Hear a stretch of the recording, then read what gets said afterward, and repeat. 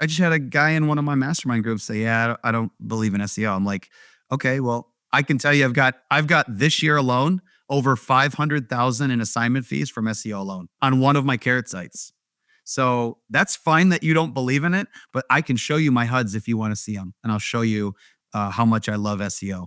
Someone always says to me like, "Well, that's because you're doing TV." I've done it both ways. I was running SEO before I was ever running radio and TV, and SEO was working for me. But SEO got even more effective, absolutely, because now people are searching online. And so the point is, you want to be everywhere.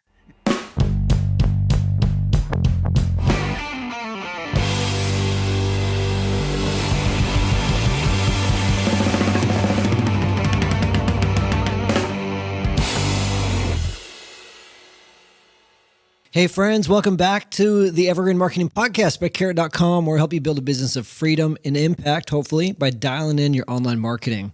I want to introduce you to someone who's been investing and wholesaling for years now, who really understands how to dominate a market, really good things like how to keep your lead costs under control, how to grow a small, very efficient team, and someone who has generated over $4 million in revenue from 3 different Carrot websites. You may have seen him if you were on this year's Carrot Summit during the summer, but he knows a few things that work.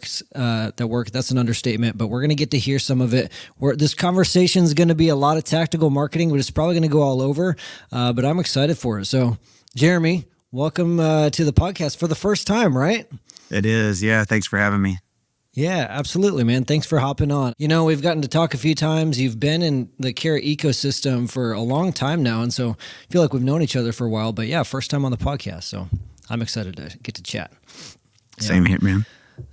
So let's do this, man. Let's kind of set the stage. Give me some context for what's your business look like right now? What are the different arms of the business? What are you doing in revenue? What market are you in? Just kind of get the stage set for me. Yeah. So we buy today primarily in the state of South Carolina, which over the last probably 6 months or so has undergone a lot of changes. So we've had to kind of navigate that landscape. We buy in Tennessee as well. That's really my home market. I live in the Nashville area, so we're still buying properties here, and then we do a lot of land investing, and that's nationwide. And so those are the 3 main things that we're focusing on. It's kind of a mix. Probably right now we're doing the most wholesaling, assigning contracts, and buying rental properties. So we still do a few fix and flips, but this year we're probably I'd say we're around 5 or less, which is different because we used to do a lot more flipping. So for lots of different reasons, we like assigning properties more than we do flipping.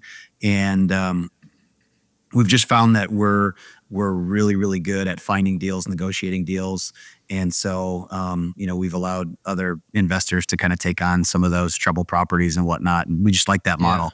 So, well, it seems like, especially with you guys doing land nationally, not to oversimplify, but the simplicity of land compared to doing a flip has got to be really attractive to not want to have to do a bunch of flips anymore, I would think. Yeah, I mean, flipping land. So it's funny, right? Because it depends who you ask. Everyone has a little bit different take. Land is so easy, or I'm like, none of it's really easy.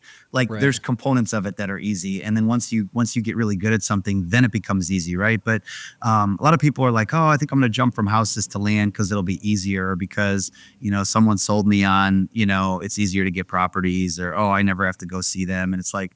Sure, I get it. I get what they're saying, but to me, at the end of the day, the same principles hold true. Is like you need to generate leads, you need to make offers, and you need to follow up. If you do those things, like you might have a profitable land business in your first 90 days, or it might take you 6 months, or it might take you a whole year. I mean, I've seen, people all across the spectrum, but same with houses. Some people just knock it out of the park right away. I didn't make money in real estate for 2 years with houses.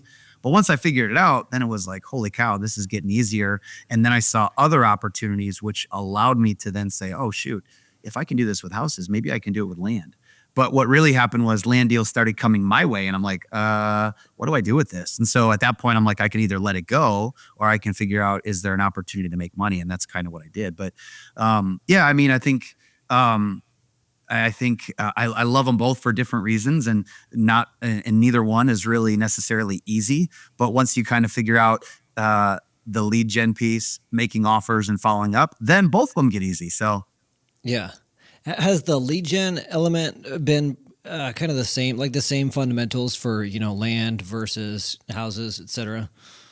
yeah, land's kind of its own unique thing, right? Because there were a lot fewer coaches in that space, land coaches. And so now there's a lot more, and it went from before you just send blind offer letters to now land investors were several years behind some of the marketing techniques, the lead gen techniques, than house wholesalers and flippers. They just were for a long time. They're starting to catch up now. But before it was just blind offers. Some guys did postcards, but it was mostly blind offers. And sometimes you don't even have to see the property. We still have deals where we don't even talk to someone in person. They just will send us a contract, or they just want a deal through text. We never actually talk to them on the phone. So it's kind of interesting, because with a house, people typically want to talk to you. And with land, the difference is most people are like, hey, just email me, or, hey, just, text me whatever information you need, send me that offer.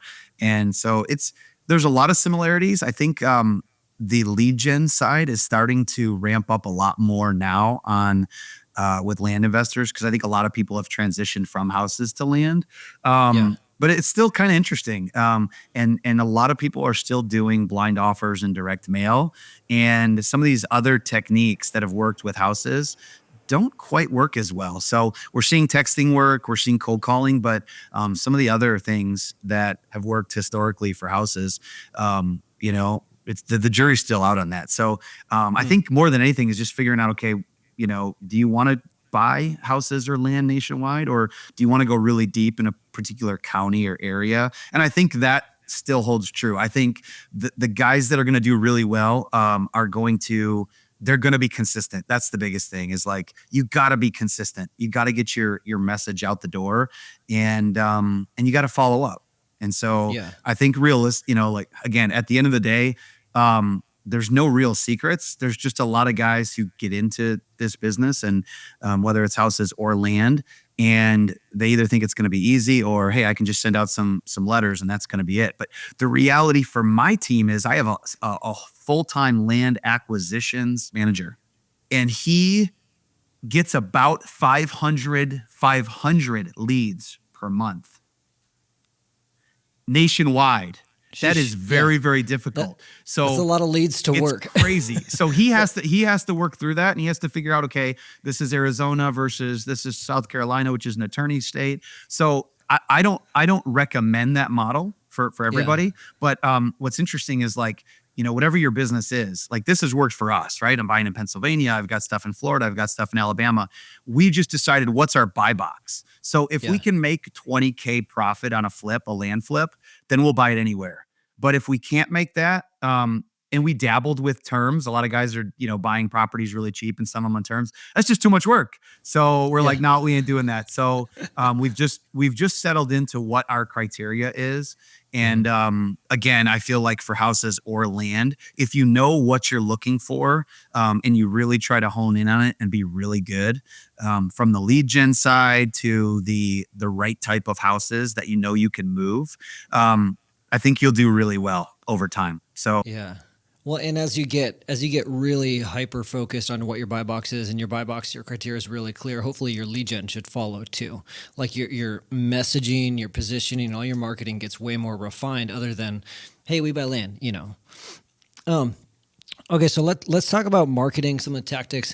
I want to kind of have this conversation in two veins, man, because we got people like you who have been in the game for a long time, who understand marketing holistically, and you're a big proponent of omnipresent marketing. You've tried lots of different things, and you understand the importance of brand awareness, but also for some of our listeners that are like just starting out, they got limited budget or limited time. It's like, I can afford to try one marketing thing. I can only afford one lead source right now, it can be overwhelming to be like, okay, I got 10 different people telling me 10 different ways to get leads. What do I do?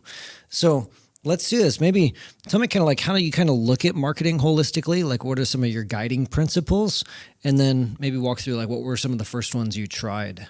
What would you recommend for people starting out? So if you're okay, I'm gonna throw out a mindset, hopefully a mindset shift here. Absolutely. And I think it relates, but here's the thing. So I liken real estate, my own journey. It took me 2 years of literally grinding my teeth. I made every mistake in the book. I made some money. I lost some money. Had all sorts of deal problems flipping houses. I couldn't wholesale. I could get a property under contract, but I didn't have buyers, and I had all these of my own limitations. So again, I wasn't good at this right out of the gate. So putting all the pieces together, it took me a minute. Now, some of you guys can come in, and some of these investors, like there's enough coaching out there, resources, or maybe you have the skill set already to come in and knock out of the park. But I look at it like this. Listen, if I use that approach of, oh, I just don't have money and I need to get deals on the cheap, fine, you can do that. Is it possible? Absolutely 100%. But I look at it and say, hey, listen, look at those guys who are doctors and lawyers. They have no money to go to school. What they did is they know that there is a model for those guys that if they go to school and they learn their trade and get really, really proficient in it, they might have to, live on ramen noodles and macaroni and cheese or whatever for those first 6 years. But eventually things are going to turn around for them, and they're going to be able to earn a really, really good income, really, really good income. Right. Mm-hmm. And so, but they have to go through to get the training. They had to invest. They had to go into debt to do this. And so I'm not telling anybody that they should go into debt. But what I am saying is this: if you come into this and say, hey, I've got $1,000, I got to make this work. Okay, fine. Yeah. That's fine. But my story is, I was coming from nonprofit world. I had just gotten back from the Congo. I adopted 2 kids. I had 3 kids now. I didn't have much money. I burned the ships. I went all in. Now, you don't have to do that. I'm not recommending that to anybody, but I actually had $60K. I pulled a HELOC out of my house. Fortunately, I was good financially. I used that $60K to invest in my business. Now, some people think that's crazy. My wife supported me. We did it together, and it could have went really bad, but it didn't go bad. Fortunately, we looked at it as, hey, this is the plan A. There is no plan B. And so I'm going to figure this out. If somebody else can do it, hired a coach, Tom Kroll, Wholesaling Inc. I love telling that story. And episode 1 of the podcast, by the way, is Tom Kroll. Yeah. And just took massive imperfect action. So I guess my mindset shift for anybody is, listen, you got to be thinking, if you're going to do this and you're like, I got 90 days, dude, don't get in this. That's my opinion. Get in this and be like, I've got 2 years. I'm going to do everything that it takes. And you're probably going to hustle for 2 years because in order to figure things out, in order to build a team, in order to grow this from a hustle to a sustainable business, that takes time.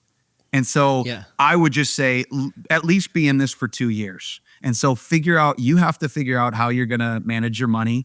If you have a W-2 and you want to keep it so that you can do this on the side, that's fine. That's totally doable. If you're going to burn the ships and you're going to go all in, that's fine too. But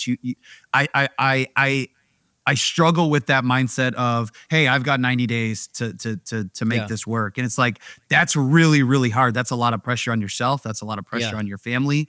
And dude, it's hard enough finding deals right now when you're paying a lot of money for them. To say, oh, I'm going to go and do it for free. Yes, it can be done, but it's hard. So look, at least be looking 24 months out. You're committing to that, because if you're able to hang in for 2 years and you're relentless and you won't give up, you will figure it out. And at that point, just like a doctor, just like a lawyer, if you stay the course, this can change your financial future. It did for me and all the other thousands and thousands of real estate investors all over the country. So for the newer guys, that's a mindset piece. You can go find deals on the MLS. Go get on all the wholesaler lists. Even if you're not going to buy their deals, get on their list and see where they're finding deals, what they're putting them under for, how they're marketing. Go talk to them, go have lunch with them. Like, dude, people are willing to help each other out. So that's one way. If you got to start flipping, there's hard money lenders that will lend funds and maybe your first deal is a flip. That wasn't my goal, but that ended up being my reality. I found on Craigslist. It was a free deal. It was Oh, really? it was very complicated. Five Yeah. other people tried to figure it out. They couldn't. Don't ask me why. We figured it out. But then when I ended up buying it, I'm like, this is gonna be amazing. I'm gonna put a whole second floor, and we're gonna make this house amazing. Come to find out, it's a historic property. I didn't even know that. I bought Oh a historic no. property. Oh no. I made Oh, no. every mistake in the book. And so, Yeah. long story short, couldn't change the footprint, couldn't even change the color of the exterior paint if I wanted to. So I just quickly cleaned it up a little bit. And after putting like 7,000 into it, I ended up profiting about 14,000 on my very first deal. And I had no clue. And so, but then I realized I had to figure out a way to make money. And I found that for me, flipping was a better option getting started. Even though it was still brand new and I didn't have a construction background, we figured it out. We made a little bit of money on some of these flips, but I also lost a bunch of money on other deals and other things. So again, 2 years to make any real money in this business. But eventually I figured out wholesaling. Eventually I got into land. And so when I was presented with a problem and a situation where like, oh my gosh, how am I ever going to get through this? It's like one step. One step gets you to the next one. And had I known all the things that I was going to run up against, if you would have told me that before I got started, I probably would have never done it. But because I didn't know, I was ignorant enough to just say, this is what I got to do. Okay, I'm in it. I got to just keep moving forward. And so, that's just been a big piece of my journey. So I think your question was about lead gen, but realistically, like that, you have to have that willingness to be relentless and overcome any obstacle that you face. And you may think you're going to wholesale and you may end up flipping. You may think you're going into land, but then you end up in houses. Like all these things, if I could have predicted this, I mean, man, I'd had a crystal ball, but I was so far off in how I got to where I'm at now. And so I wouldn't trade it for anything. The journey was the best part. It's really great context too, because like every ad, every YouTube video we see for like getting into wholesaling, getting into real estate investing, it's like 30 days, 60 days, 90 days. And it sets a really bad expectation for people trying to get into this industry. But like 2 years is way more realistic. I hear way more success stories of people grinding for 6 months or a year. I'd say, I don't know, a year on average, a year, even a year and a half, sometimes 2 years. We had a guy in our Facebook group just the other day. He said, I've closed one deal before. It was almost 2 years ago. I spent money on marketing. I got a carrot, say, okay, what's next? And it's like, that's a little more realistic than like, let's try and close a few deals in 90 days or one deal in 90 days. That's a lot to learn, but yeah, that's good context, man. So you got in, you went a little crazy. You said, this is my only plan. This is the only plan A. You went into debt. So you were finding deals on Craigslist, talking to other buyers, trying to figure out where they're getting their properties. When did you start spending money on marketing? What were the first lead sources you went after? So when I first started, it was Craigslist, it was direct mail. And then I, basically, at the time, Wholesaling Inc., they're like, hey, go buy these lists and just mail them. And again, that was the wild, wild west back then, right? I mean, it was And like when was 2016, 16, Okay, yeah. 17.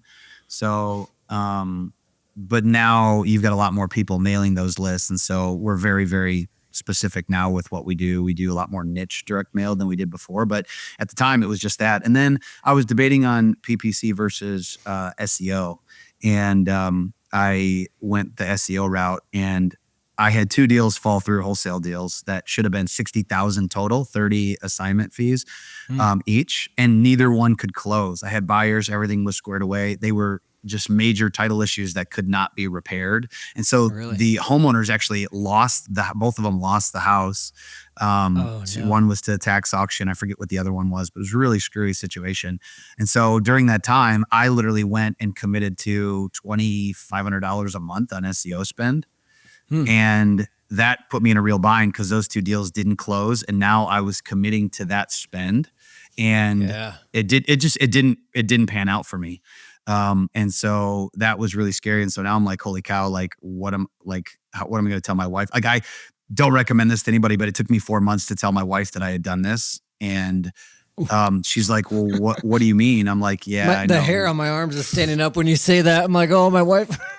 Dude, because my wife and I, especially now, like we tell each other everything, and we don't hide Mhm. any of that stuff, and Yeah. she sees it all. But at the time, it was like I just was like I couldn't. I'm like, oh my gosh, I can't. I just can't tell my wife this. She's not gonna. She's not gonna So understand. how long until you got a deal to close after that? So I ended up getting my first deal in about 90 days, and I think I sold that one right. I think right after Christmas, so it would have been in the new year. So I had my first profit from wholesaling that $14,000 deal.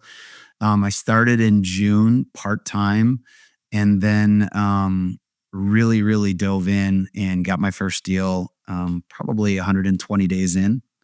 Okay. Um, Yeah. and closed that one and then turned around and sold it. Made a little bit of money, didn't know what the heck I was doing.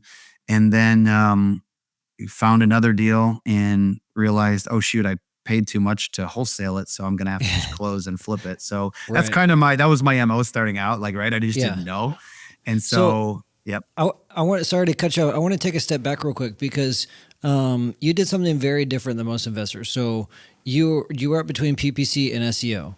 Most investors, if they had the budget, would go with the fast route, would go with PPC. Why SEO? Why invest in the longer term lead source that was a little bit more mysterious and a bigger commitment for a lot of people? All right. So I will say that looking back, that was a mistake. And Interesting. it was a mistake. And here's why. The everything I was reading back then, everyone would say it's rent versus own, right? SEO, you own it. Yeah, it'll take a little bit of time, but it just sounded like, oh, this is going to be really good. The company has a great reputation, and they're working for other people, and it's happening really quick. And I was like, plus, my thought process was, hey, my direct mail, like I had those two contracts locked up. So I thought, hey, 30,000 and 30,000, I'm good to go. I'm good to Yeah. invest. So my philosophy has always been when I have an ROI, be willing to add the next channel. And Yeah. and in that first situation, I didn't wait until I closed on them. I just thought, oh, I've got that ROI, I've got my buyer locked up, everything's good. This will close, it'll be smooth. Well, two deals out of the gates didn't work out that way. So Yeah. that was my problem, and so I thought the rent versus own would be better. SEO being owning it, and it didn't work out. I didn't have good success with that company, and so then I had to figure out, okay, well, what am I going to do next? And direct mail, fortunately, did come through. Got some contracts, got some flips, but man, I mean, I remember vividly. I mean, we're talking in December. People that within my first 2 years, I had people that brought my family Christmas gifts. That's how big of a struggle it was.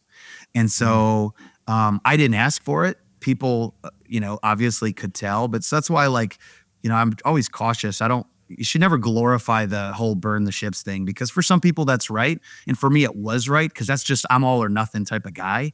But for a lot of people, you don't need to do that, So I don't want to glorify my story saying Yeah. that that's the only way to do it, because I was literally on my hands and knees praying, God, I need this deal to close. I will not be able to, take care of my family, and I've got these kids. And so, like, it's just the realization, like, it's real. The struggle was real. Yeah. The challenges with my wife, and when people bring you gifts, you're like, oh my gosh, I'm the project this year. Like, that doesn't feel good, right? But like, Yeah. this is hard stuff, because now, fast forward to where I'm at now, I know what it felt like to be that guy, whether I brought it on myself or not.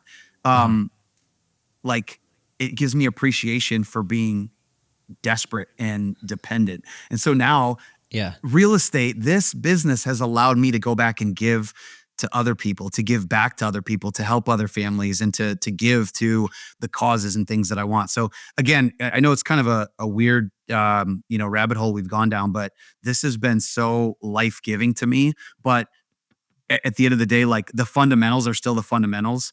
Going back to that mindset, if people are in this for 2 years and you commit and you're relentless and you do not give up, you will find success. I believe that 100%.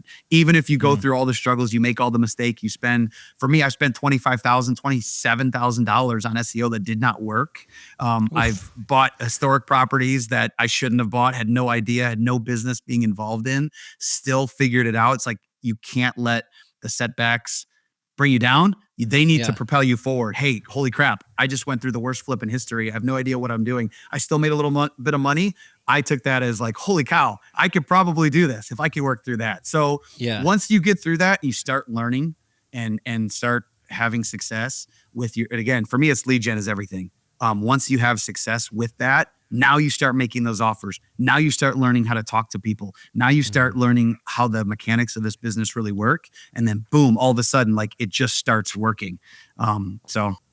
Yeah. So let's dive into the lead gen, man. So and the SEO side. So you've learned what we teach now, which is like obviously Carrot, we're huge proponents of SEO, evergreen marketing, but we still recommend, hey, if you're just starting out, you need a lead source that brings in deals right now. So we recommend PPC, Google PPC, and then supplement your long-term lead gen with being SEO with the short-term lead gen, PPC or Facebook ads or direct mail, something that you're confident and have the budget for, that you understand enough. So pay the money, understand that lead source, and then, like you said, when it starts to produce an ROI, stack on the next one, start stacking bricks. But SEO is a long-term thing, and you know that. What were some of the mistakes you made with SEO and versus like, how are you crushing it now? Because from wasting like 27 grand with the wrong SEO agency, that's scary, to now you're ranking between number 1 and number 3 in multiple markets. I just stumbled on your guys' land site the other day, like sell my land fast, like no city or state. Like it's pretty competitive. I found your guys' website. How'd you go from there to there? That's a huge jump. Yeah. So some people who've been doing this for a long time may disagree with me, and that's fine. There's, I feel like 25 different ways from Sunday to set up your marketing and be successful. Are you nationwide, or are you going to go in one market? Are you going to do virtual? Like there's so many different things to work through.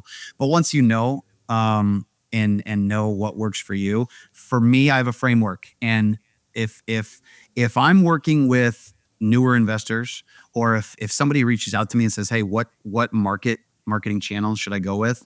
I always come back with my framework, which is we have to generate leads right now. That's number 1. Number 2, can that lead channel be automated? Okay. Now I hear people talking about driving for dollars. Driving for dollars is great, but what happens if you have 12 drivers out there? Somebody's got to manage that, right? Now, can you automate that? Sure, you can.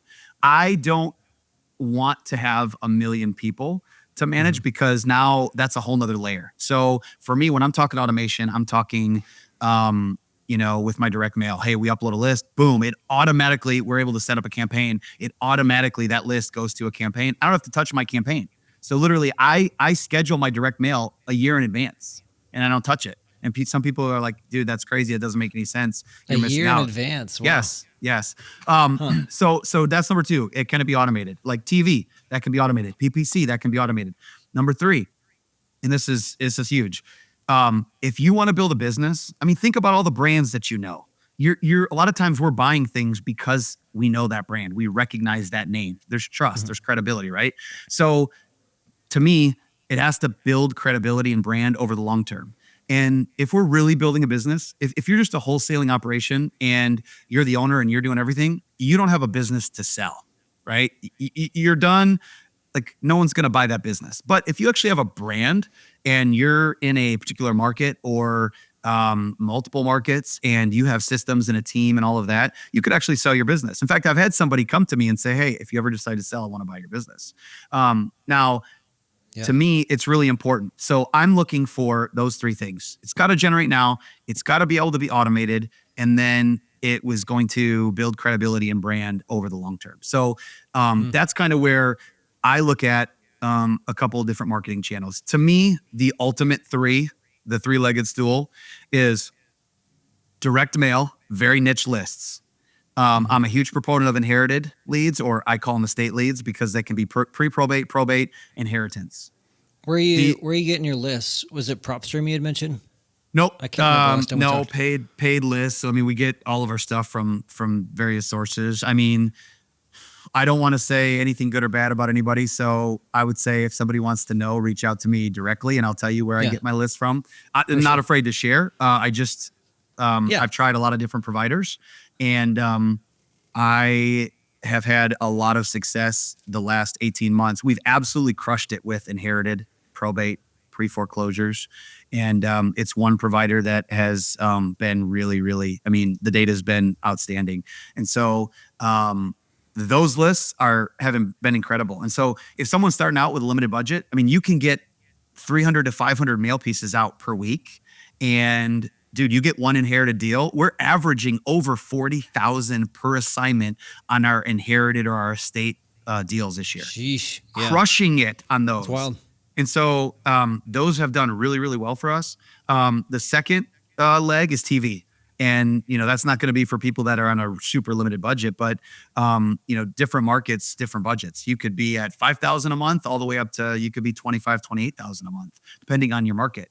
Or Yeah. you could try to dominate a particular time slot. You're like, hey, I want to do the, morning news. You could actually maximize your budget that way, or there's different things you could do. But TV is huge because that builds credibility and brand. And it creates a celebrity for you in your market. People, like you show up or your acquisition guy shows up. Maybe he's the guy on the commercial. It's like, oh my gosh, I just saw you on TV today. That's Yeah. why I called. I can't believe you're here. So there's that effect. And Which I'll pause you on that just real quick because I think when a lot of people hear brand, especially like my age, we think like your social media presence. So think how many followers does this person have, and sometimes it's vanity metrics. But we're talking about in the sense of a local brand where people see you, they hear you around town, they know your face, they know your message, they know your colors, they know your logo, and you're also talking about brand in the sense of you're building a business that's an asset that you can sell later, instead of just one guy closing some deals. I just want Exactly. to lay that context for people because we think about brand differently. Well, exactly. So here's again. Goes back to my lead gen strategy, which is I hear a lot of guys and a lot of masterminds saying that you have to know your cost per lead and you have to know your cost per deal and all that stuff. That's great. I don't care about that. I absolutely don't care. It's irrelevant to me. All I care about is because here's the thing. It's great too. I heard, I've been preaching this for a long time, but I heard Grant Cardone say it. And I'm like, okay, well, I don't listen a ton to Grant Cardone, but I heard him talk about this. And he's like, I don't care. I don't care what I spend. He's like, because I know I spend $1 and then I get $3 or $5 or $10 in return, or people that want to invest in my deals. And so he's like, whether that comes from YouTube or a Facebook ad, he goes, they all work together. And this is exactly the message that I've been talking about for a long time, where I just feel like a lot of wholesalers go out and they try to build to a marketing channel. I'm like, that's the stupidest thing I ever heard. I actually don't care. I want my return on total ad spend. And so Return on total ad spend. Yeah. yeah. And so I used to be at like last year, I was up at like 40,000 a month. I'm at 25,000 a month. This year I'll do a fewer deals. Last year we were at 93 deals in 2023. This year will probably be, I think in total will be around maybe 85. So we're pretty close, but I'm spending 25,000. I'm saving $15,000 a month. And what's crazy is it's only eight or so deals different, 10, 8, whatever it is. But my actual revenue per deal is higher. And so I'm keeping more money. It's not about how many deals I do. All these guys are like, oh, I want to do 200 deals. Okay, well, if you do 200 deals at 200 at 10,000 a rip, I would rather do 50 deals at 40 a rip, because when you're doing tons of volume, that brings all the other stresses and complications involved in this. I'd rather do fewer deals, higher margin. So I used to be different, but now that I'm a little bit older, a little bit seasoned, I've gone through this enough. I'm like, wait a second. You're telling me I can buy 10 houses from one seller rather than 10 houses from 10 sellers? I've learned a few things. Number one, I'd rather buy multiple properties from one seller. So that's one of our niche lists. That's phenomenal for us. So we're buying portfolios. But in addition to that, I would much rather make 40,000 per deal rather than 10,000 and do fewer deals, because now it speaks to quality of life. even if I have a great team. Now that means my team is focused on fewer deals, getting them to the finish line, handling them well, making sure there's a great customer experience, as opposed to, Yeah. holy crap, we got so many deals, we got to push them through. So there's just a lot of things where you don't know until you've done it, till you've been through it. But that's what I love about inbound. And so my 3 channels are direct mail, our TV, and then SEO. Yeah. And if you want to add a 4th one in there, okay, Facebook ads can be phenomenal if they're run correctly, or PPC. Those all speak to branding. They all reinforce the other, right? Because I can run my TV commercial on my Facebook ad, or someone sees my TV commercial and then they go search for me online. Well, guess what that does? That helps my SEO, right? Because now people are searching for me left and right, and Google says, oh, this company is, everyone's searching for them. So that's going to help my rankings. We mentioned that in the live podcast, but I think a lot of people don't realize that, especially in light of the Google leak this year. What you just said, your offline marketing, your TV, your direct mail is causing search demand. People are going to Google searching for your company, and Google sees that and they're like, there's a lot of people searching for this. We should probably prioritize it so that we can give people what they need, what they're looking for. In the same way that people are Googling Walmart, instead of typing walmart.com, Google knows, okay, we need to put Walmart first because this is what people are looking for. So right.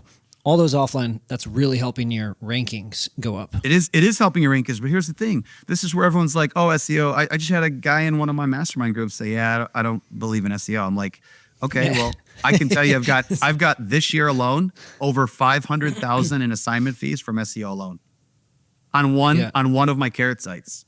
So that's fine that you don't believe in it, but I can show you my HUDs if you want to see them, and I'll show you how much I love SEO. And so, but here's the thing, TV and radio and these other channels. Now, someone always says to me like, well, that's because you're doing TV. Well, here's the thing. I've done it both ways. I've done it in SEO in markets where we weren't running TV. I've done it in Nashville and had a lot of success. Does it help it? Yes. And I tell people this, but I'm like, don't just throw it out, or don't just say, oh, it's because you're running TV and radio and all those stuff. Like, I had to build to that. I was running SEO before I was ever running radio and TV, and SEO was working for me, but SEO got even more effective. Absolutely. Because now people are searching online. And so the point is, you want to be everywhere. And so I don't like, this is why I struggle with this conversation. When people ask me about, well, should I do this or should I do that? I'm like, do them all. I'm like, find the one to do first, right? And you're going to have to choose. Like, if you're in like Dallas, TV might be really expensive. But if you're in like a Louisville, dude, you could probably for $7,500 get a lot of leads. You could probably get anywhere from, let's call it 20 to 60 leads running a TV ad campaign per month. Okay, if you get 60 leads, there's going to be throwaways and junk. But people are going to start hearing who you are. So you're building your long-term brand. You're able to generate that revenue now. And oh yeah, by the way, there's a lot of people who are going to call and they're just going to save your number. And they're like, yeah, I'm not ready now, but I wanted to make sure I had your number, and we'll be looking forward to talking to you when I'm ready to sell. And so you keep running that. And so that's the thing. Like, people don't understand the power, or if you haven't done it, you may not know, but like, I haven't stopped running TV since 2020.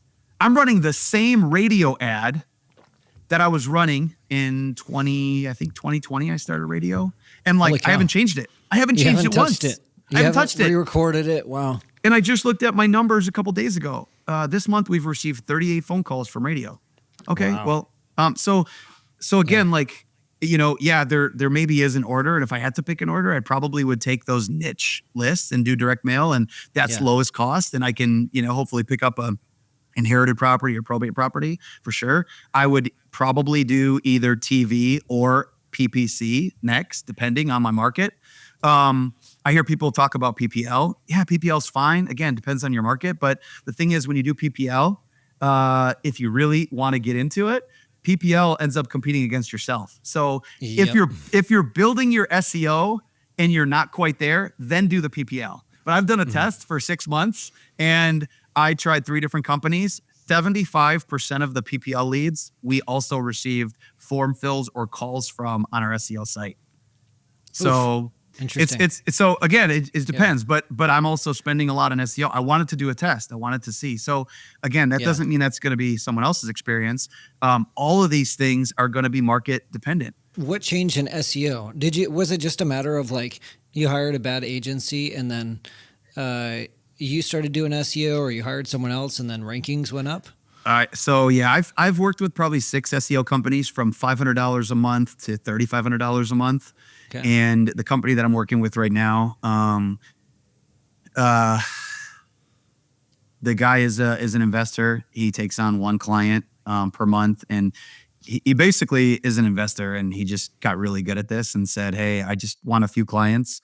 And so I tried for a year to get him to do SEO for me, because what was happening was his own site, he was generating leads nationwide in these different markets where he was creating these locations, and Carrot user, and he was sending leads to me in Nashville. He's like, "Hey, do you want to partner up?" So we were doing that, and I'm getting good leads. I'm like, "Hey man, like, have you thought about doing your own agency or managing SEO for other clients?" He's like, "No, I don't want to do that. It's too much work. It's this and that." Well, finally, about a year later, after he built out our land site and we were having a lot of success with it, he said, "Yeah, I'm interested in doing that."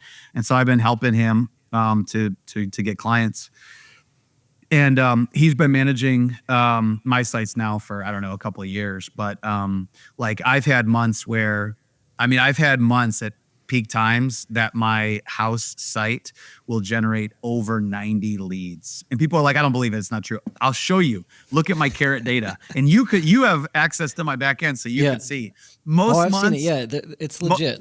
So most months we don't have that much. Most months we're anywhere from 30 to 50 form fills. However, what I can tell you is, again, SEO is very comprehensive. The difference in SEO is this guy took over my whole Carrot site and he did all of it. We had a strategy. The strategy is dominate our market first. Be showing up on the heat maps as green in our market. Then, okay, right? So we hit all the keywords. It's not just, "Oh, I'll do 5 keywords for you for $1,700. No. He takes all of it and he just runs with it. He dominates your local market. Then we go statewide keywords, right? And then we do the smaller cities. And then he's doing the on page. He's optimizing my Google My Business. By the way, for people who really want to know where the success comes from, I get like 40 calls a month at least from our GMB, at least from my house buying site. So, there's a lot of people going there. Google loves it. Google loves reviews. I mean, all the stuff you guys talk about all the time. I don't want to, preach into the choir, but there's a lot of people who are like, "Well, what's different in your SEO?" Oh, well, I have someone that put together a fully comprehensive strategy, takes over my entire Carrot site, and he's like, "I'm going to make this work for you." And since he's been managing it for the last 2 years, my Carrot site SEO is my number one lead source for the last 2 years. And we're doing about, 2 million in assignments for the last 2 years. And, again, there's way bigger players out there than us, and it's not just SEO. And he admits, he's like, "Hey, man, your TV helps and your radio helps." But that's the point, is like, I'm not looking to see my exact spend per channel. Starting out, of course you have to do that. But the goal is find one channel that works. Once you have a positive ROI, do not take that money out of your business, reinvest it into your business, into lead gen, so that now you're able to go from, let's say, 1 deal every 60 days to, hey, now you're able to do 1 day every 30 days. And then maybe now you're doing 2 deals every month. And then, right, so you go from direct mail to, let's say, TV or SEO or PPC, and you keep adding. And so, there is a progression to that, but we did our first 2 million within 24 months of entering a new market. And I couldn't have done that without having a very clear plan. And we built the team as we went, and we continued to add new marketing channels. And I was aggressive because I was like, I don't know how I'm going to service all these people. I'll figure that out if I get enough leads. Holy crap, we're getting too many leads. Now I got to hire someone to get on the phones. I used to be the guy answering all the phone calls, setting up my acquisitions guy. So there's so much to unpack here, but the reality for me is I see people looking, again, the microwave, what do they say? The microwave mentality or whatever, like you want it today. And I was like, no, I don't care about the money today.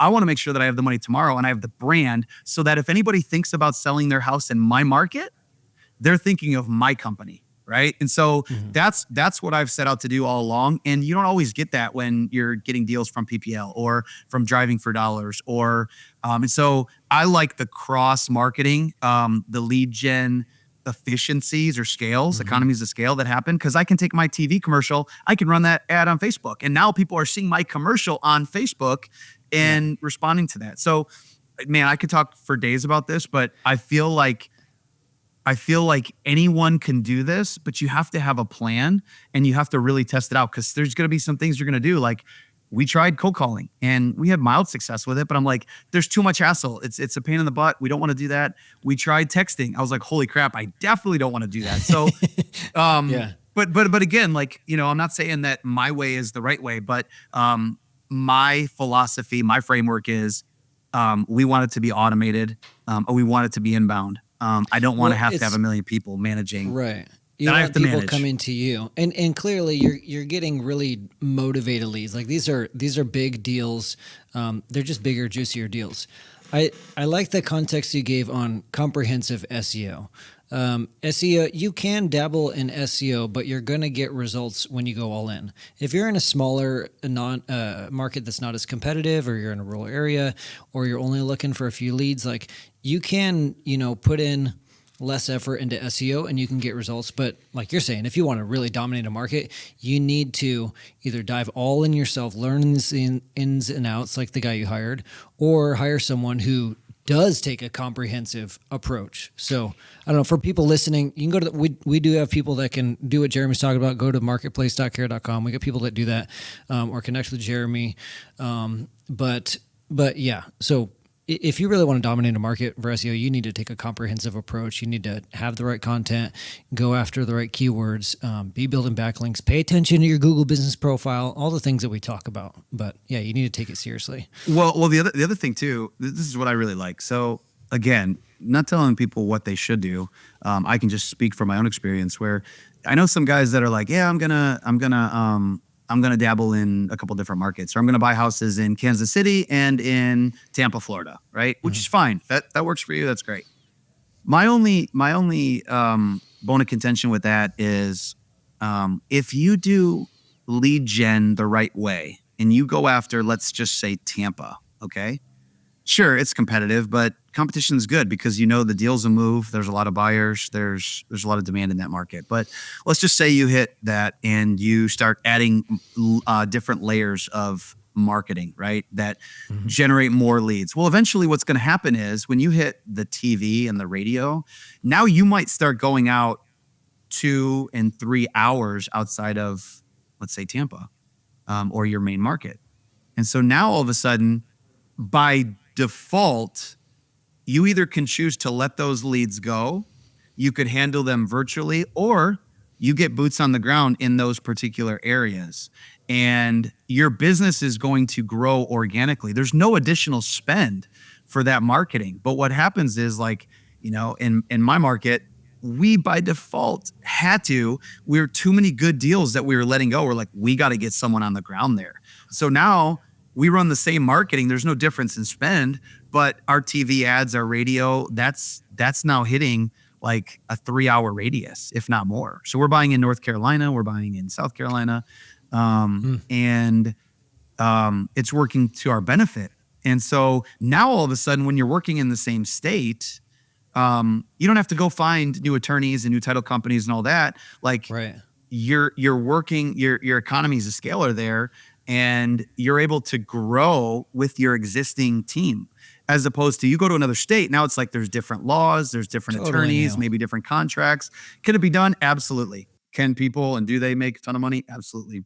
But I like going really, really deep rather than some people want to go really broad. And, you might have a PPC campaign in Tampa and Kansas City. I'd rather go South Carolina and my little market and then expand out if I have to, or Yeah. just do what I'm currently doing and, just extract the value of those leads further out, because now I'm building my team in that area. Plus we're closer proximity wise. Like, to me, these are all the efficiencies that I want. I don't have to go reinvent the wheel every time. And Right. so you can do that. And, oh, by the way, a little trick, if you didn't know, you can get more GMBs than just one. And so if you're in multiple markets, this is a trick that most people don't talk about, but you shouldn't just have one Google My Business. If you want to buy the whole state and you want to be in Miami and Tampa and in these different places, you should have multiple GMBs in those locations. Why? Because Google knows that you're local or you're not.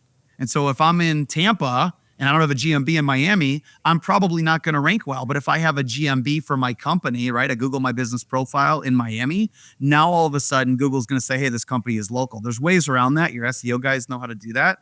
That makes a huge difference, huge difference. So again, not getting into the weeds, but there's all these little things that can be done to really dominate a market or a state. And I see some of the guys doing it. And so I've got some people that I'm, in contact with regularly. And like, we're doing a lot of the same stuff. We just have our own little twist to it. But I love going deeper and then expanding this way, as opposed to, hey, let's pick and choose different locations in different states and have to reinvent the wheel. So that's just my philosophy. It's spot on what you said about if you do your marketing well in one market, you should be picking up leads from the tertiary areas. You should be picking up leads from outside that main market, as opposed to, hey, let me dabble in these two different places, especially in two different states. So yeah, I would agree with that. Dude, the question that comes up for me, especially as you're operating in a couple different states, is your team. You run a small team, and before we hit record on the podcast, you were talking about how you didn't always want to be the acquisitions guy. Tell me what are some of the things you've done differently than other investors to grow this really small, really efficient team and stop being the acquisitions guy fast? Because like I was saying, like a lot of people, they get stuck as the acquisitions guy, and some people like going belly to belly, doing sales. And some people are like, I just want to be the lead gen guy, or I just want to run the business. How'd you get out of that? Yeah. So when I started, it was a, one-man show, one-man operation. And, I was doing all the things, and I realized that, I was managing multiple flip crews, and I was leaving my house at, some of my crews wanted to be on the job at 4:30. And so I felt like I needed to be there. And so at the time I had three little kids. Now I've got four, but at the time I had three kids, and I'm like, this is not sustainable. Like, I don't see my kids in the morning. And then at night I have, 30 minutes, an hour to put them down. I'm totally exhausted. I'm like, this is stupid. And so then I'm like going back and working late and trying to go into the database and trying to follow up. I'm like, this doesn't make any sense. So that's actually when I made the pivot to move to a different market. Now, I did hire an assistant. That was my first hire. And that assistant, I was scared out of my mind to hire, because I'm like, oh, I don't have enough money. This isn't going to work. How am I going to be able to afford them? But the reality was that I needed to do it, from getting the mail to maybe marketing campaigns to things in the CRM to all of it. It was like I found someone that was resourceful and smart that I could train, and they were very coachable. And they were able to take all this stuff off of my plate, generated over 250,000 more in revenue that year. So it more than covered for that person. And it started to give me freedom, but also, like, more than anything is like the idea that I could be free. Like, oh my gosh, I don't have to do everything. So that allowed me to focus more on how do I generate more revenue. And then from there, I was like, holy cow, I got to get out of my own way. And that means I have to transition from me going on all these appointments, because it's taken up so much time. I can't run a business. And so that's ultimately what happened. Was I was happy to get out of that role. I was like, like most people, someone else maybe can't do it as good as me, or, you have those thoughts. But once you get into it, you're like, oh yeah, there's people that can do it way better than me. I shouldn't be in that role. And so for me, my superhuman strength is lead gen. So I spend a lot of time building relationships. If we need money for deals, I'm making sure we always have capital. I'm trying to make sure, all of the metrics, all the KPIs, all the things in the business are functioning correctly. But the biggest thing for me, my biggest responsibility with my team, in addition to being there for them if they have a question or something's going on, is truly like, make sure the phones are ringing. That's my job. If the phones are ringing, then pretty much everybody's happy. Everything else follows suit. Yeah. Right. And if they're not, then they come to me and they say, hey, what's going on? Now I start looking into, hey, what's working, what's not? Is it a seasonal thing? Is it, hey, it's an election year, so that's impacting things. So we've gotten pretty good at predicting when we're going to be slow and when we're going to, have a lot of activity. But every year I think I know, and every year I don't know. Something surprises me, and so I stopped guessing. But what we do, the best thing we do, is we manage cash flow so that there's going to be some months where we think are going to be really slow, and maybe for some reason or another, they happen to be really good years, and so we store away that cash, or we move it out of the business, or we make sure that we're still running lean and efficient, because I really do believe when you know your market and you know what works for you and what doesn't, now you can really spend less and actually get better overall results. And last year, this last 12 months, this is the first time we've really done that, because we've always said, hey, let's go do TV, let's go do connected TV, let's go do radio, let's do all the things. And I was just aggressive and would test and would spend more. But this year I made a commitment. I said, hey, let's go really hone in on what's working and refine and make sure that we're spending money where we're seeing results and really do that well. And like I said, we've went from 40,000 a month in ad spend to down to 25 a month.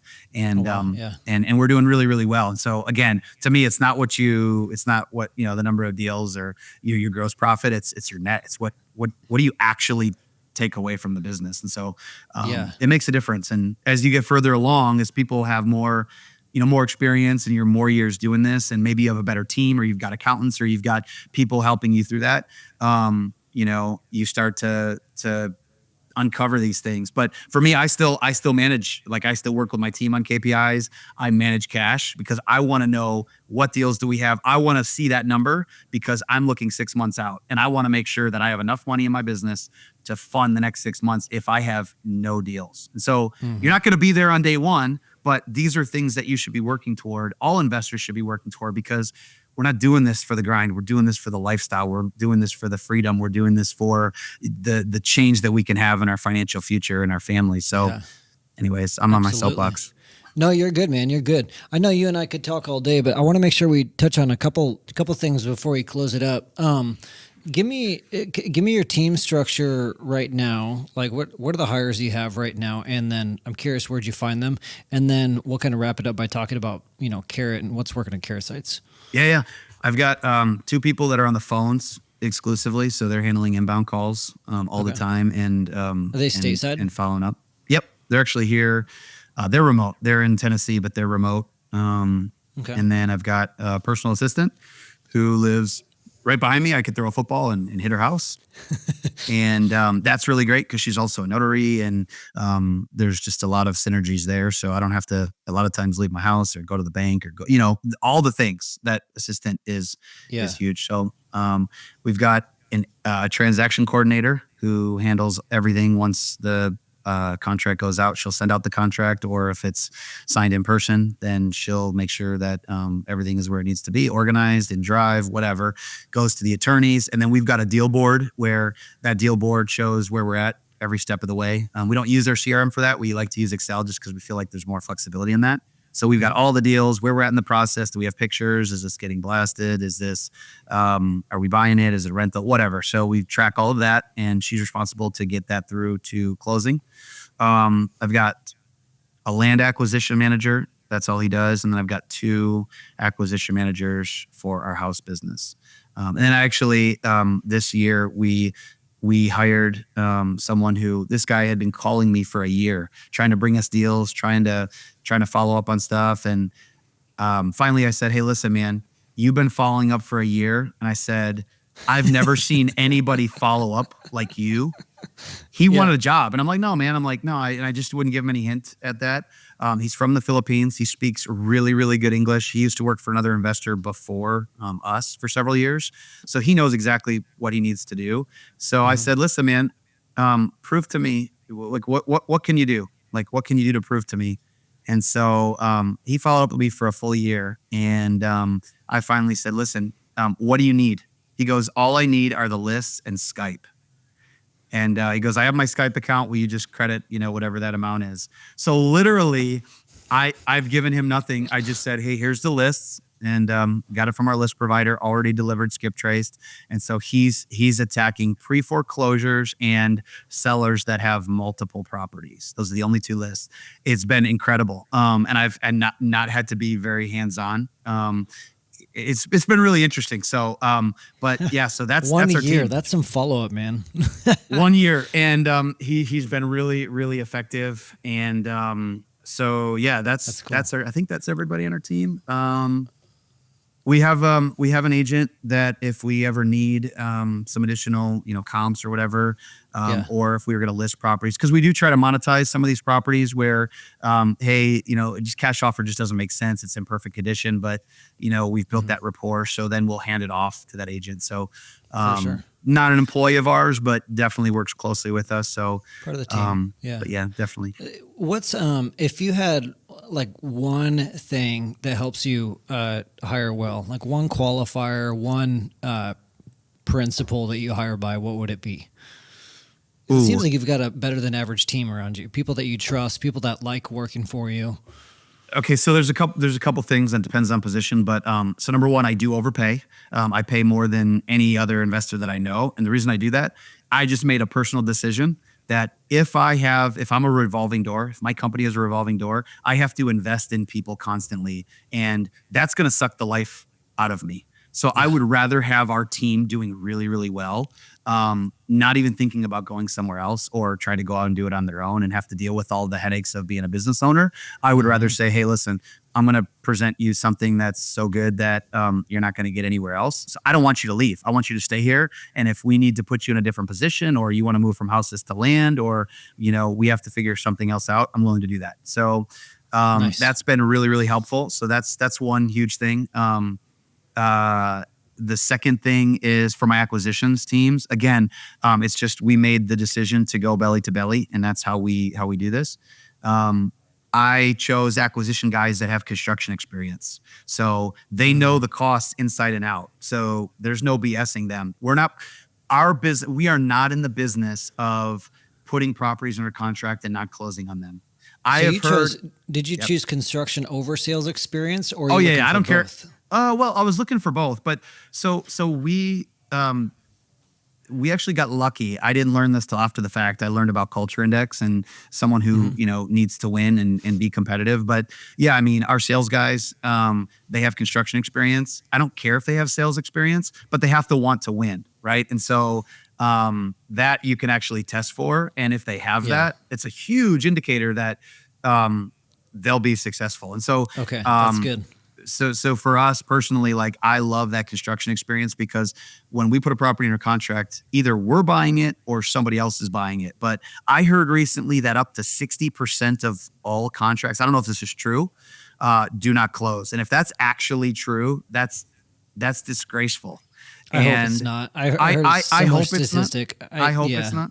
I That's hope gross. 40% would be gross. But here's where we're at. Like, we almost never don't close on a property. If we have 2 per year, it's usually for title issues. Now, are there properties where we will tell them, hey, listen, we can't buy it at this price. We have buyers in our network. If we're totally transparent with them and we let them know, then if we don't get it done, we don't get it done. That almost never happens, just because we don't want to have to be in those situations. I'm not looking for a 5K rip. I'm not looking for a 10K rip. We're looking for 30 and 40K rips. And so a lot of times, if there's just not enough margin, like, we're okay not getting that deal, because less is more for us. And so we weren't there when we started out. So some of your people, if they're new, are going to be like, dude, this guy's crazy. Why would I ever turn down money? That's fine. Now I do, because we know what the headaches are. We know when, we might make $5,000 on this. We're like, dude, honestly, like, some companies are like, oh, let's just do it and put it out there. You never know until the market tells you. Fine, I get that. And sometimes if you have a really special property, maybe that happens.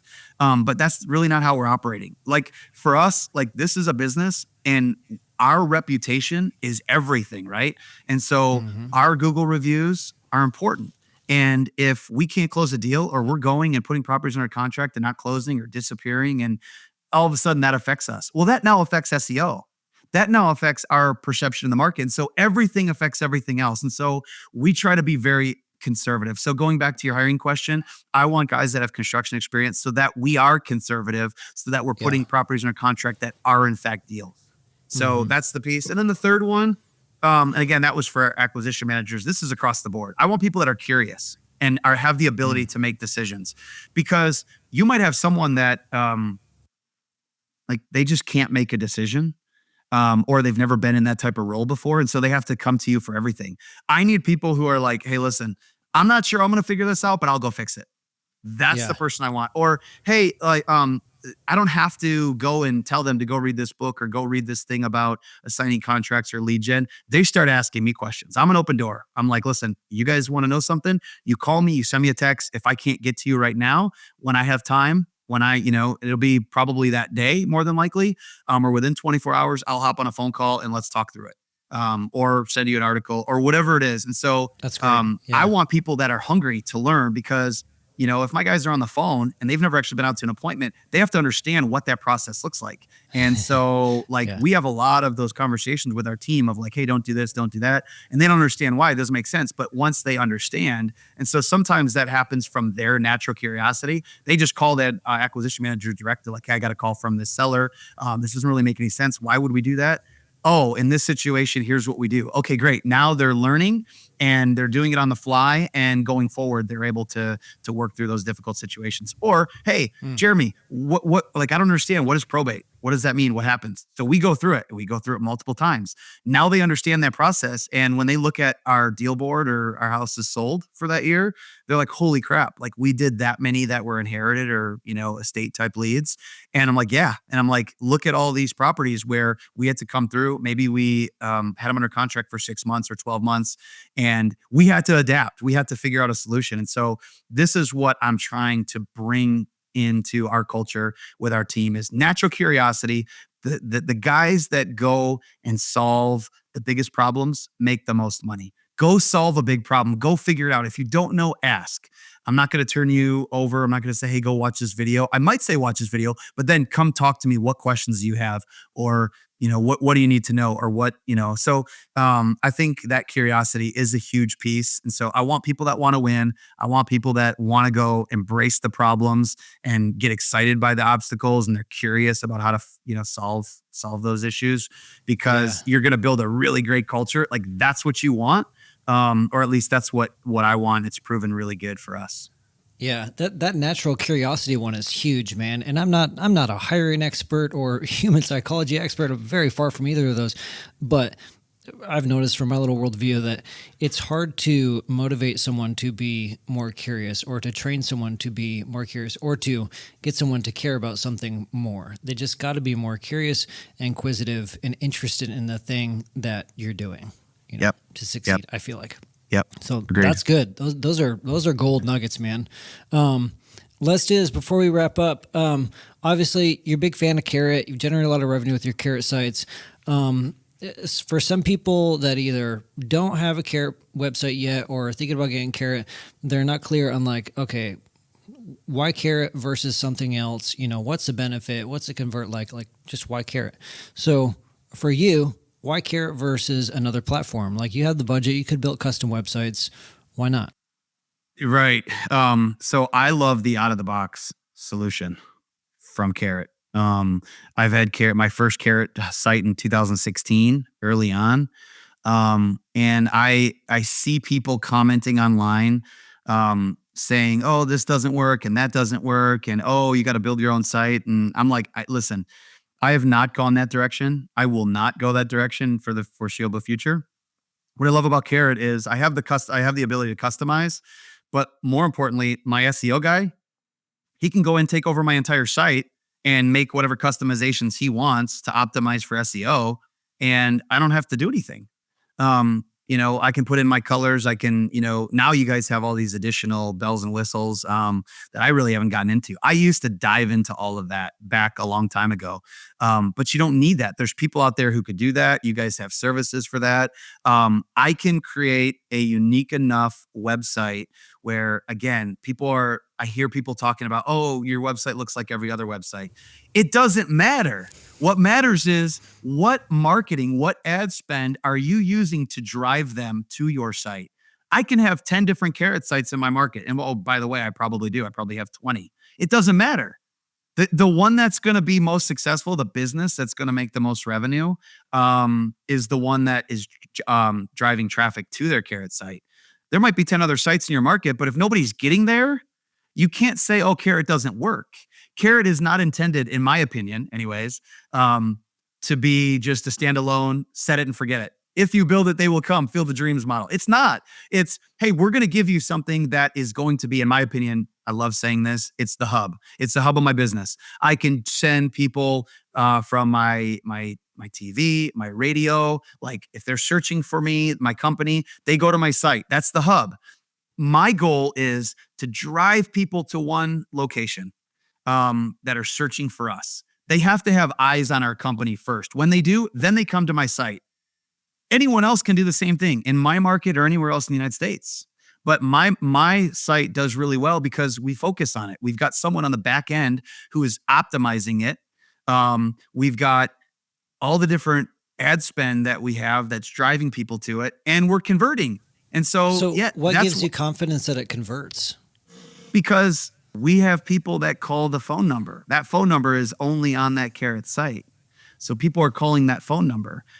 In addition to that, we have, 40, 50 lead forms that are submitted every month. I mean, I know it's converting, right? So we actually did a test with our PPC provider before. And now this has been probably 18 months ago, 2 years ago. But they did a test and they actually had better success with our Carrot website. Our Carrot website converted at like 17% versus their site was like 10% or something. I forget what it was. But my point being is like, listen, anyone can sit and argue about a website working and not working and generating leads and not generating leads. I don't think your website in and of itself is supposed to generate leads, which is the same for go build a custom site. Go have someone for $5,000 or $10,000 or whatever, build you a custom site. It won't generate leads. If they're not sending traffic, if they're not optimizing for SEO, if they're not, building your brand, people aren't going to search for you. So it doesn't matter. So I like Carrot because it's an out of the box solution. You allow me to customize it the way that I want, to have my branding and my images and the houses I bought and videos and all of that stuff available. And, the headers just convert. And so we get people there, and it's really important that we get people there. And that's why you've designed the pages the way that they have. But I mean, to have 3 Carrot sites that have done over $1 million each, I don't really have to say much more. Like I don't get into those arguments, or if I do, I'm on the, hey, it doesn't matter. Go find whatever site works for you. Go pay the money if that gives you comfort at the end of the day. But you're going to find out really quickly that just because you have a really nice site isn't going to mean it's going to convert any better. It's not, sure as heck is not going to drive any traffic, not unless you optimize and do all the other things. So for me, this is the simplest solution. You have great customer service. My web guy, my SEO guy, he never has any issues. If he does, he can go directly to you guys. So it's like, to me, this is the easiest solution. And yeah. It's this, like, I don't like to get into arguments with people who want to talk about all the different options, because I'm like, the proof's in the pudding for me. I'll show you my leads. I'll show you the deals that we got from those. And my site is converting really, really well. So that's why I love Carrot. That's awesome, man. Well, I appreciate that. I didn't ask you to say any of that. I just want to hear your story. And so I appreciate you saying that. Appreciate your perspective. Let's do this, man. I want to kind of bring it to a close, but maybe we'll do a cliffhanger for the next time we have you on the podcast. What's driving you right now? Like before we hit record, you talked about you've been through a lot of hard stuff in the last year or two. That's really made you look at your life and business holistically, get health under control. What keeps moving you forward? What keeps you from burning out right now? Yeah, I think a year ago, I don't know, call it a year ago today, very, very close. It was before last Christmas. I had pretty much a breakdown, and I had so many things wrong with my health. I didn't know what was going on. And I couldn't make decisions. I couldn't pay credit card bills. I couldn't make decisions in my business. I literally, my body and my mind stopped working, believe it or not. I've never knew what anxiety was. And I've always done well under pressure. And so I was like, I don't know what this is, but like something's not working here. And my assistant actually told me, she's like, dude, what you're describing is anxiety. And she sent me. And so come to find out, I was having all these problems. I couldn't make it through a day. Like I would work And then I would literally fall asleep on the couch. And my wife's like, well, where are you at? Like, we've got 4 kids. Like, I need some time. And I Yeah. couldn't make it through. And then at night, I couldn't sleep. I was having sleeplessness. Even when I did sleep, I couldn't get restful sleep. And then come to find out, I went and a buddy of mine said, you got to talk to this guy, this specialist out in Salt Lake. He's going to do all your blood work. He's going to do all these things. So sure enough, ordered my blood work. And I hadn't tested my blood in quite some time. But I hop on a call with him for about an hour and a half. And he goes, Jeremy, good news and bad news. The good news is you have, well, he said the bad news first is that you have so many things wrong with you that I don't know what the problem is. I said, man, what's the good news? He goes, the good news is I can probably fix 60% of it within 90 days. He goes, but here's the thing. You have other things too that I don't know what's happening. He said, all the things that are happening in your body, the anxiety isn't just anxiety. You have other things happening in your body. He's like, you have a parasite. He said, you have something else, some trauma that happened that's showing up in your blood work. You've got all these deficiencies across the board. Your testosterone is low. You're this, you're that. My thyroid not working at all. I wasn't sleeping. He saw all this stuff. It was very extensive testing. And so he said, but we're going to get it fixed really quickly. He goes, if you don't even work with me, he goes, do this, this, and this, and it's going to fix some things right away and you're going to start feeling better. Well, lo and behold, here I am a year later. And I'll just say probably 60 days later, I literally thought I might die. I heard what he said. I looked at the report and my wife came and hugged me and I was crying. And I'm 43 right now. So I was 42 at that time. And I thought I was going to die. And I didn't, it was bad. And It's crazy. I didn't go on social media. I still haven't really fully gotten back. I start to join other people's conversations, but I don't post. And I wanted to hide under a rock and all these things were going on. And so I just said, hey, I'm on a mission. I need to be here for my family. And I need to figure this out. So I started just one at a time, trying to figure out what these things were and what the best solutions were, and meeting with medical professionals, not the ones that say, hey, go take these drugs. They said, hey, listen, most of this stuff, they're like, we can fix all of it. But we're like, if you go to an endocrinologist, they're going to put you on this med and they're not going to fix it. They're like, we can fix this and we can fix it pretty fast, but you got to trust me. And so then I just went on this health journey where I started doing intermittent fasting. I did my first fast. I did 7-day fast of no food. I'm like, holy cow. Oof. It was crazy, but it was amazing. It was amazing. And so I lost all this weight. My blood pressure, cholesterol were through the roof, pre-diabetic, all the things. I had been on blood pressure meds for like 6 years. I went from being on meds and being told I will always be on them to like, my blood pressure is normal now. So, wow. But I've been on this journey. And so now what I realize is there's a couple things. One is, as real estate investors, as business owners, there's going to be times of maybe depression. There's going to be times of loneliness. There's going to be times of maybe you just don't feel right. And my encouragement and my recommendation would be, listen, you're not in this alone. Number one, get in a great mastermind or get around a great RIA group or a group of friends and investors that can help you to not feel isolated, that you can talk to about the business. And you're going to probably have family members that just won't get you, right? Because they don't own businesses or they don't deal with the stress or whatever. So like get around those people, number one. Number two, dude, get your blood work done. Especially if you're in the 35 to 40 range, go do it. It's a couple $100 and have someone, a naturopath doctor or a specialist, look at your blood work and let you know, are you deficient in certain areas? Believe it or not, I probably was suffering from some of these things for years. But because I eventually had so many things, my body just shut off. And had I addressed some of these deficiencies earlier, this could have been prevented. But this gives me a platform. I guess my mess, as I've heard someone say, becomes my message. So I want investors to take care of themselves for a couple $100 and working with a good doc. They're not going to necessarily put you on pharma drugs. You don't necessarily need that.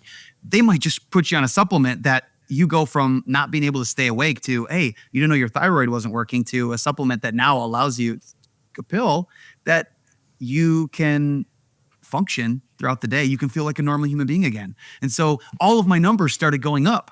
I got someone recommended a what's called a sleep cocktail. I've never slept good my whole life. And this thing is it's magnesium. I had a magnesium deficiency, but it's magnesium threonate, L-theanine, and apigenin. It's called triple sleep. I have never slept so good in my life. Huh. And I take that, and so now I'm getting sleep. And so the doctor's looking at all my numbers, and I've had my blood work. I just had it drawn yesterday, in fact. But my doctor's like, this is absolutely amazing. They're like, you're That's so doing all cool. the things. Your body is responding. You feel great. She's like, now, doesn't that make you wish? That was a question. Doesn't that make you wish you would have had this done a long time ago? I'm like, yeah. I'm like, this is my message for other people is like, I know there's a lot of guys out there who are like, oh, I'm fine, or oh, I'm just going through this patch. Dude, you don't know. Just get it done at least once a year, and have someone that is not going to go and be quick to prescribe drugs, but to find the root cause. Because now, if you're feeling good and your relationships are good, and you have a lot, like you love yourself, you're taking care of yourself, you're going to now have something in the tank to love other people. And oh yeah, by the way, your business will automatically do better. If you're a disaster, your relationships will be a disaster. And oh yeah, by the way, now your business is a disaster. So now you've got three disasters. You're not loving yourself. You don't know what's going on. You're a wreck. Dude, that's no way to live. And so that's my encouragement to investors, new and experienced guys who maybe have hesitated to do some of those things. That's huge, man. I appreciate that. Yeah, it's really cool to hear you say like your mess has become your message, and it's really cool to see you lit up and getting to share that with other people. I appreciate that, man. It's been a long podcast, but very valuable. Last thing, where can people find you, Jeremy, if they want to connect with you? I mean, just find me on Facebook. I actually have a community for lead gen specifically, and I'm really pouring everything I have into this. And the whole premise is built on the framework, right? Of leads now, Yeah. building a brand and automating it. So just reach out to me if that's something you want to be involved in. It's free. It's like I'm giving it away. I'm putting everything, all of my resources, everything I use, because I realize that there's a lot of investors, young and even some experienced guys, who they're in that trap of like, oh, I've got 90 days to check out this marketing channel. I'm like, no, you're going to give it 90 days and you're not going to do it right. Do it right and give it 6 months or give it a year, or let's test it and see. But like, let's not go into that whole, we're going to bounce around marketing channels. They all work if you do them right. Right. So I want to be able to give that away to people. And then just, Awesome. I for my own well-being, I want to have a network of other people, and so I learn from others as well. So Yeah. I'm giving, but I'm also selfishly receiving as well. So they can just reach out to me on Facebook, or that's probably the best way, and then I can get you connected with that group. Cool. That sounds good, man. And we'll put a link in the description of the podcast here. But Jeremy, thank you again for hopping on. If anybody listening, if you got value out of this, share it with a friend, leave us a review. If you got any questions, ideas, feedback, email me, Brady@carrot.com. But everyone, thanks for listening, and we will see you soon.